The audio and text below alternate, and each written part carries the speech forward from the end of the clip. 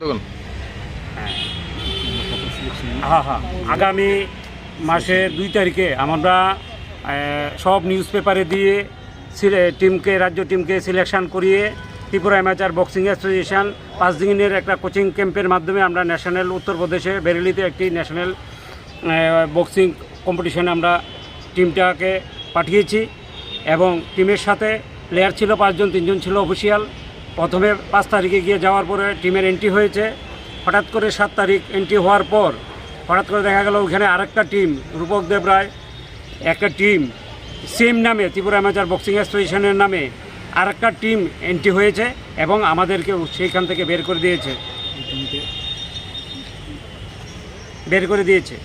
আমাদের রেজিস্ট্রেশন, আমাদের সব কিছুই সরকারি যা ডকুমেন্টস আছে সবই আমাদের সেম নামে আরেকটা ত্রিপুরা থেকে আরেকটা হরিয়ানার প্লেয়ারদেরকে খেলিয়েছে এবং সেখানে 2টা প্লেয়ার ছিল ত্রিপুরার আর বাকি 7টা ছিল হরিয়ানার। তার জন্যই আজকে আমাদের এই ডেপুটেশন।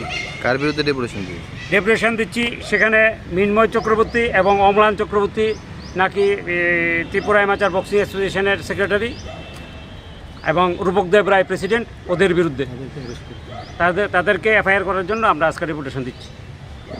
আপনারা যে গেছেন আপনারা স্টেটের থেকে গেছেন? স্টেট রাজ্য সরকার থেকে যাওয়া। ওইখানে যে টিমটা গেছে এটা করতে গেছে ওইখান থেকে একটা বেনামি একটা টিম হরিয়ানার প্লেয়ার ছিল আর ত্রিপুরার নাম দিয়ে ত্রিপুরার 2টা প্লেয়ার আর হরিয়ানার 7টা প্লেয়ার। আর আমাদের রাজ্য সরকার ডাইরেক্টর অফ স্পোর্টস আমাদেরকে টিম পাঠিয়েছে। স্পোর্টস কাউন্সিল সিলেকশন করে নিউজ পেপারে ওপেন ট্রায়াল ডাকিয়ে সিলেকশন করে 5 দিনের ক্যাম্প করে তারপর রাজ্য সরকার টিম পাঠিয়েছে। তার জন্যই আজকে ডেপুটেশন দিচ্ছি। আপনার পরিচয়?